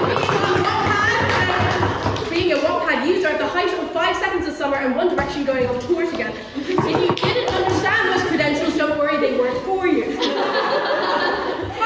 The hot topic that's on this table during this debate is the spicy books that dominate the BookTok space. Oh no, cries the... Please take my watch off, it thinks I'm having a heart attack. Oh no, cries the room of people who genuinely look like they find mayonnaise spicy. Not spice! Some people have criticized that BookTok erotica is like watching porn for the plot, or worse than porn. Now, I would say that's not entirely comparable. I think we can all agree that there's a little more plot to the spicy romanticities of BookTok than, oh no, they forgot the extra sausage I ordered for my pizza. Did they? In fact, A Court of Thorn and Roses, or ACTO as we've been going on about all evening, as brought up by lovely Tina, only has 4 chapters where there's an explicit scene out of 46. And if we do the math, which I did, that's only 8.7% smut, which means over 90% plot. And so therefore, if women are only reading these books to goon, I argue they're doing it incredibly inefficiently. Now, on a serious note, adult content should always ideally be consumed in moderation, especially if it's affecting your real life, romantic relationships, sex life, how you perceive your own body or others. However, you cannot stand there and tell me that someone's mother getting a little hot and heavy over werewolves with abs and monster trucks has never done anywhere near as much damage as a multi-billion multi-billion-dollar industry that has been preying upon and sexually exploiting countless women, men, and children for decades. But why are these fantasies so sexy? Well, for one, the average straight man ever satisfying a woman to the extent that they do in these books is unfortunately a downright fantasy. And also, who would want to read a book about 2 minutes of awkward missionary with the lights off? Ladies and gentlemen, sex sells, and having sex scenes is a common part of all genres, books, TVs, and movies, and these books most certainly have their place in the fantasy section alongside the notoriously unsmutty classics written by men like Game of Thrones. Because there was no smut there, there was no child brides there, there was no dubious consent there, no pedophilia or child marriage. I mean, it got one of the greatest TV show spin-offs of all time. I wonder why nobody says anything about that one, even though it's not half as bad as, oh, a man wrote it. There is a complete double standard in this conversation, because what do you mean to tell me that George R.R. Martin was not ever straight up jorking it when he was writing? Writing is an activity that notoriously only requires one hand.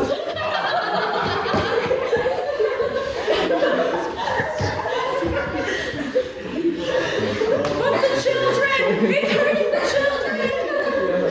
There has always been books and media that are inappropriate for children. So why are we getting our panties in a twist over a genre that women have been flicking through since the 70s? Most bookstores also have a very clearly designated YA space for children to go through, usually with colors and shapes and cartoons. If they are going to the BookTok section, most parents will be like, So, like, you also mentioned these cartoonish covers. That's almost like, oh, it's enticing children to read smut novels because it's cartoons and cartoons mean children. Then I hope you're also going to call for the end of Rick and Morty and South Park and hentai, which should also be on the topic list for that reason. It's almost like there's a... Not right now. I'm joking. It's almost like there's this notorious metaphor about book covers and not judging them by them. I'll get there towards the end of the debate. But also, what would you rather have on the cover? A photorealistic image of straight up dogging it? I don't think so. Parents in this day and age still have to be parents, and it's also never been easier. If your child comes up to you with a book and is like, Mummy, can I have this? You put in that Google search. To make sure that that book is going to be appropriate for a child. It's never been easier. And as a parent, I'd rather have my child accidentally pick up a spicy romantasy book than stumble upon German dungeon porn and some strange... Additionally, dark romances are not for everyone. They can be very disturbing, but so can slasher films to people who have lost family members to murder, or war movies or first-person shooters to veterans. Once again, you just have to Google before you read and avoid them. There's also trigger warnings usually at the start of a lot of these books.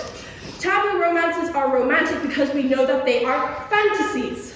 Dracula and Game of Thrones are also included in this as like these classical examples of things that are taboo but we're still on the up. And through these books, we can actually safely explore these fantasies because once again, it's a book. If you look at this and you go, oh, this is not for me, you can shut it and you can put it away and you can sell it on eBay.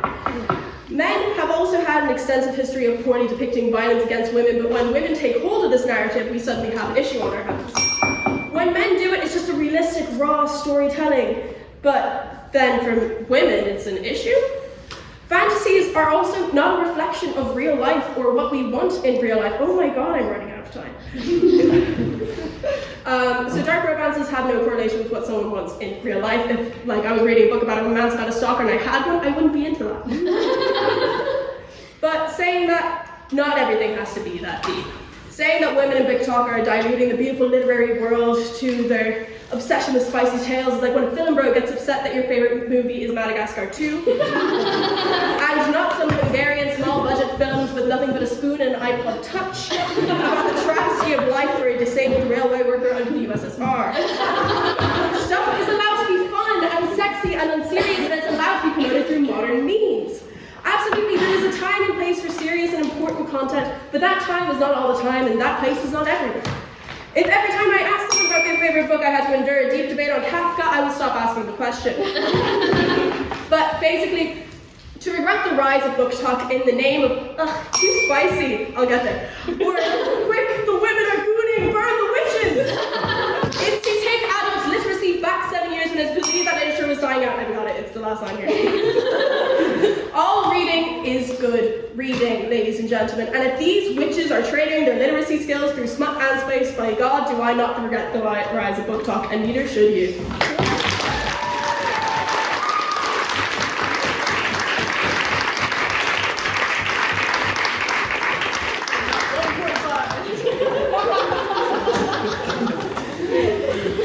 Thank you, Easy, for that very great speech. And to all our speakers, whoever said Lyrific wasn't educational.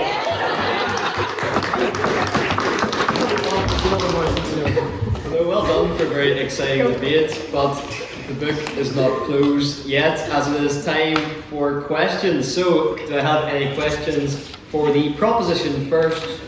I'll go for Ella.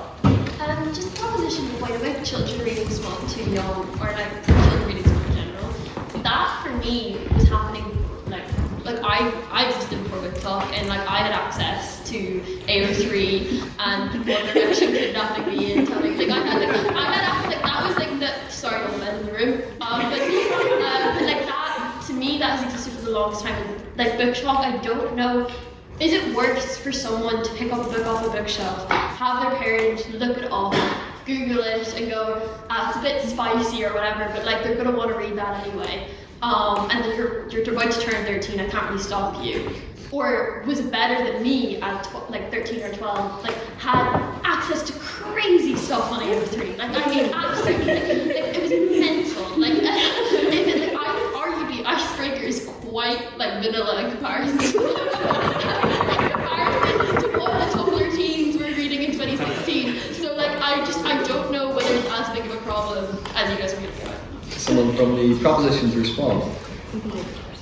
The problem is that all of that stuff still exists now. Like they will also have access to all of that, plus all the stuff that's being recommended online. And if you're in a library, for example, there's no parents to stop you from picking up the bookshelf from there. And it's like all the A3 stuff still exists, and there will be also more on there now as well because of just the progression.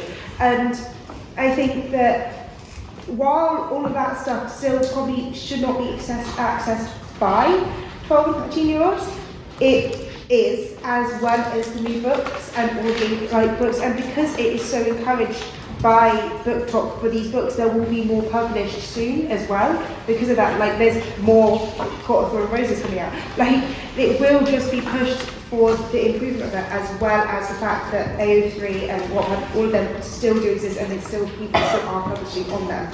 Thank you, Mia. With someone from the opposition, Kerry Butt. Not to do a full BP, but let's talk about the counterfactual here.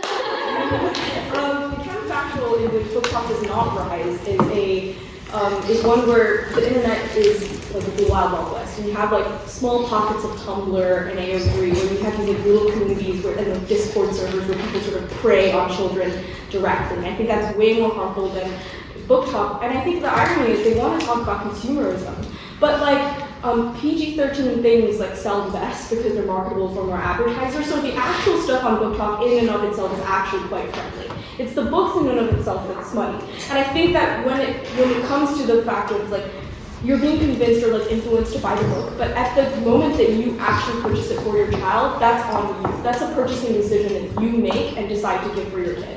I don't think you can blame BookTok for that. Like yes, you can say that they influenced you, but at the end of the day, you still decided to allow your child to read a book without confirming it with them first, and that's kind of the wrong thing.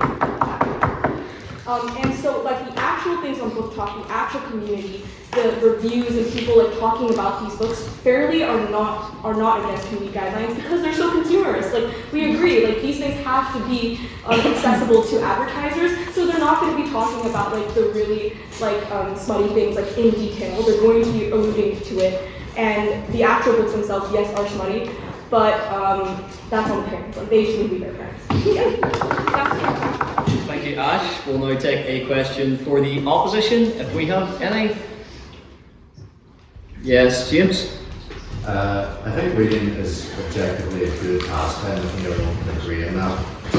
But would the opposition, accept that there probably are some pieces of literature that are less so beneficial, let's say, to people that are maturing at a very important time in their lives?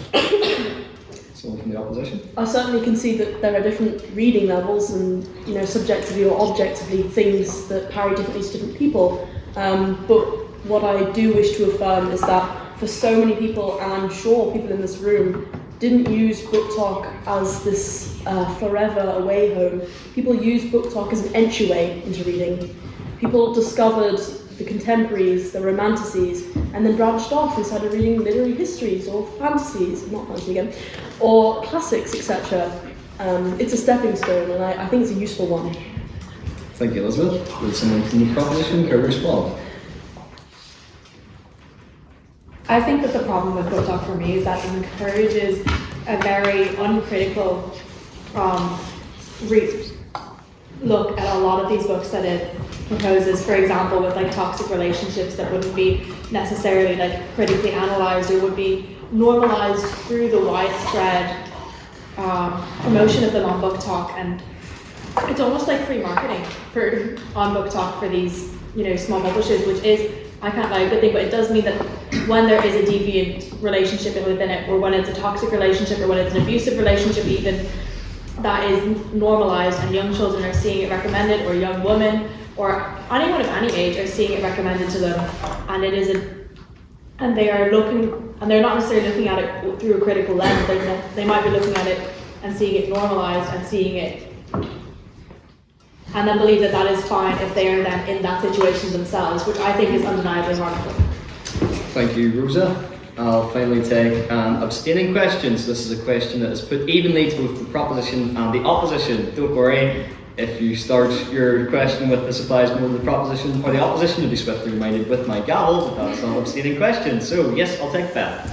Okay, so we talked a lot about smut books, but with my understanding of BookTok, when I think about it, it also includes Japanese literary fiction, and what's the other one? Ooh, Greek mythological retelling. So there's more to BookTok as a smut thing. So my question is kind of from each side. We heard that it's not that bad. Whatever. But how big are each of these sections, and how important to the debate is the fact that the smut books of BookTok I don't buy that all of BookTok is smutty, but also you can argue that those books are also not valuable. So my question is kind of how serious is the issue of kids potentially reading one of these books compared to adults reading these books, and then also are all these books smutty? Because I think everybody accepted that, but I don't accept that. Thank you, Beth. Would someone from the proposition care to start? I think the key thing that everyone's forgetting here is when we're talking about BookTok, we're not talking about BookTok, we're talking about the rise of BookTok, and inevitably that was driven by smut, as was proven by numbers that the smutty books were the ones that were marketed, so 75 billion copies, the best-selling ones. Also, it's ironic you mentioned the Song of Achilles, given that there's gay sex scenes in the book, so it is actually smutty. Thank you, Peggy. Someone from the opposition to close. Okay, so the way BookTok works is a lot of people who are writing other books and other authors that saw BookTok have its rise saw that they could capitalize on using the hashtag BookTok, and so use that hashtag. And so algorithmically, a lot of people then find other genres with that hashtag to begin with. The smut is what caused its rise, but it actually did allow all other genres to rise with it. So in the same way, it's all rising tides raise all boats kind of mentality, and that the smut, yes, was the driving factor, but then allowed so many other different books. And I think Song of Achilles is such a great example because it's actually not that smutty at all. It has a bit of it, but it's really mostly a LGBTQ plus modern retelling, which was a book club book. I know nobody here knows about that, but we did read it, and it was really good. And so everyone should read this. Hashtag this one. That's how it works. And I think that all these other genres that aren't smut related, therefore can see its rise because of just the way the algorithm works. And if your algorithm is, like let's say you're also super into like a true crime. Like the algorithm like looks at that and it's like, oh my god, Bessie is falling asleep to people getting murdered. Maybe I should also show her a true crime novel that she will then read. And that's how you get like the what's that called? The one with the book club murders? Like, I don't know, whatever. One of those. I read books, I promise.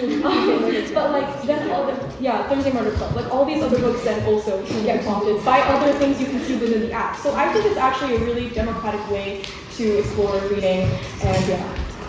Thank you. Thank you, Ash. And that brings us along very nicely to our vote on speaker ability. So, after the debate you've just heard, this will be you voting on not what you personally think about the debate, but which say you thought spoke best based on the metrics of presentation, rhetoric, argument, teamwork, and engagement. So, can I have all those who'd like to vote for the proposition on the vote on speaker ability to raise their hands now, please?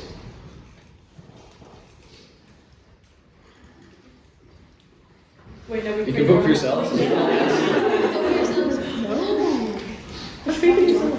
I know. Who's good? So, 4? Yeah. Yes? And can I have all those who'd like to vote for the opposition on the vote on speaker ability to raise their hands now, please?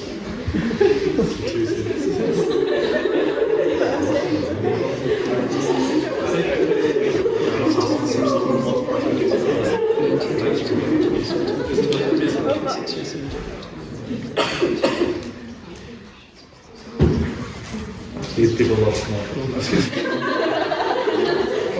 Yes. And then, 45. And then finally, can I have all those who'd like to abstain from the vote on speaker ability to raise their hands now, please? You voted results.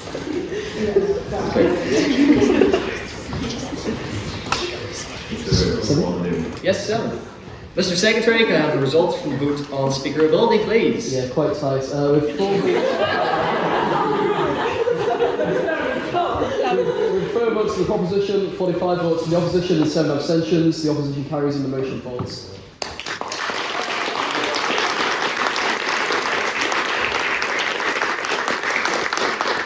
Yes, a massive well done to all of our speakers, and a special mention again to the book club, who we are happy to welcome to take part in the Grand Campus Tourney, and we'll find out how you got on at this semester's final debate, so all to play for still.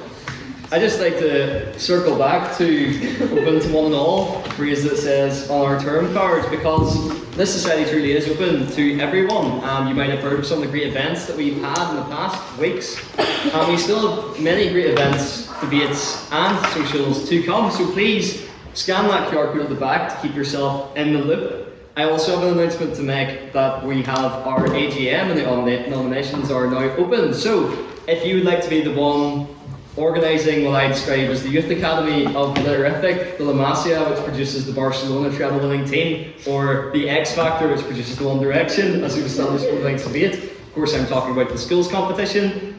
Or if you perhaps would like to continue the train going down the tracks of our presence on the intervarsity scene by organising our Queen's University Belfast Open next year, or if you would like to organise these amazing socials and events and debates that we have coming up and would like to play your part in shaping the society next year, I'd implore you to give it a go, to sign up, to take part and to try out to become a member of the 178th session. All you need to do in order to apply, in order to be nominated, is to find someone to nominate you as a member, find a seconder, produce a 250-word manifesto, and of course a lovely photo. And the AGM is taking place on March the 16th, with the deadline to get those nominations in on the 9th. If you have any questions, please contact me through my presidential email and send me your manifestos, but I wish you all the best of luck at that. We also have our amazing Conversazione coming up on the 23rd of March, a great formal where it's held in the Ulster Reform Club building,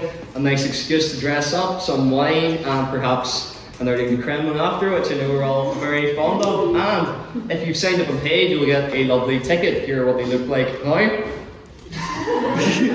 I would like to give some tickets out for those who have already paid and got their ticket. I noticed here tonight. So Ash, here's your ticket to the Conversazione.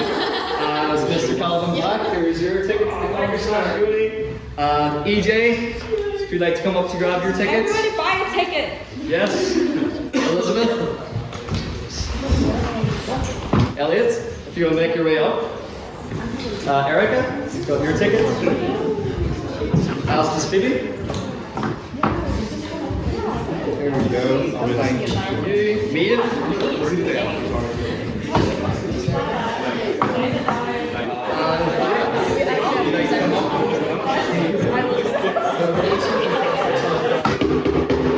Yes, please, if you would like to grab these amazing tickets, good shot, Flynn. If you would like to grab these amazing tickets and come to a conversation, sign up via the Fixer on our Instagram bio and outline the many great events that we have coming up. For those of you who would like to follow us and become part of our community, I would like to open the floor to council announcements. So, council, do you have any announcements for what's coming up next week? Yes, Madam Internal. Hi guys, so thank you so much. It's been an amazing debate. Everyone was absolutely class.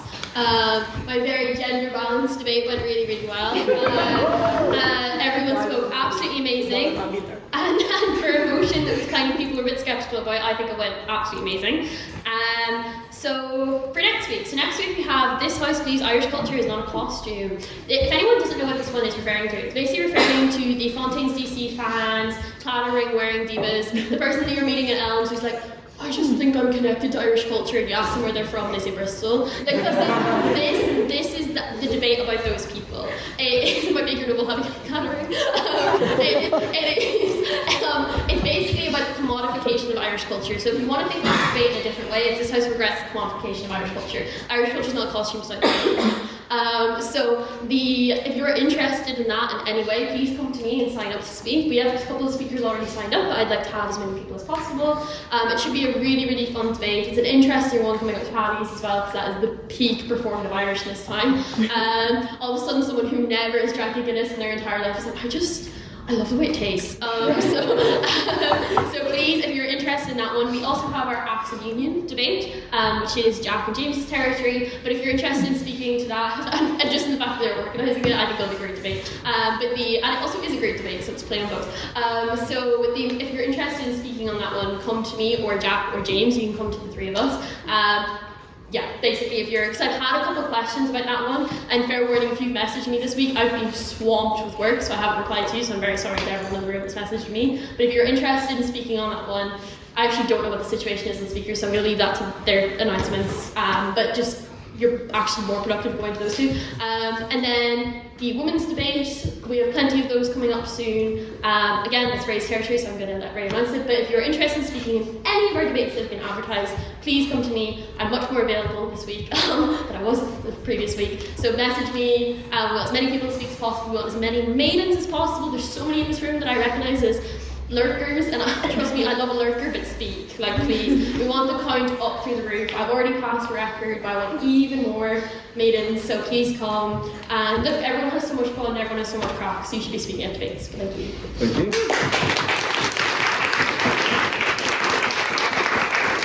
That segues us very nicely on to Madam Vice President. Yes, so as I was saying, we have a women's debate as well. We have a women's debate next week, next Wednesday. It is This House would be Spinster. I need opposition speakers, so please sign up. I know it's kind of boring. You want to get married, boo-boo. But please sign up. I will be harassing people if you don't.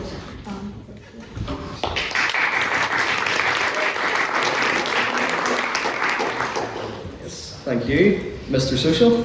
Yes.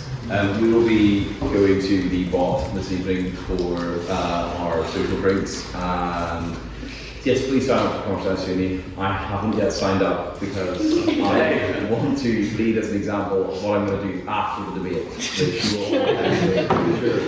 And then I should probably resign because I haven't signed up. But notwithstanding that, the great debate is happening on Tuesday at 7 o'clock in Union Theological College, just across the road. The speaker forum was on the story, and I believe there were some sign-ups, but I'm going to send it into the Literific announcements on the WhatsApp this evening or tomorrow morning. Please sign up to that. We have 3 of our guests confirmed. We are waiting on with bated breath from our other speakers. In the entirety of Sinn Féin has been contacted now. Literally the entirety of parliamentary Sinn Féin have been contacted, so we can hold out hope that they will reply very soon. But we do have a chair in the form of William Crawley and 2 speakers for the opposition, and just waiting on our final confirmation for 1 other speaker on the proposition. But please do sign up for that. It's a great debate, as Ella mentioned, and hopefully you all can come along to that. And I don't believe I have any other business other than please sign up to Conversation. But yeah, thank you.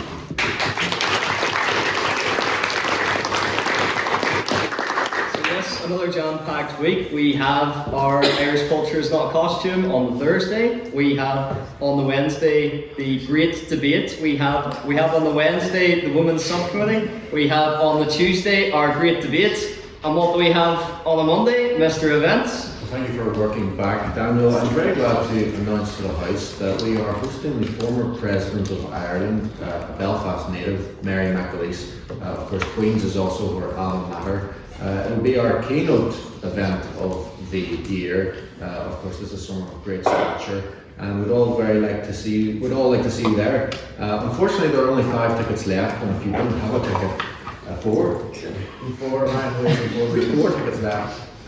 Please do get it. This will be held in the Canada Room at 7 o'clock, and it'll be a really good event. So please do come along, and it'll be great to see you all there. Thank you.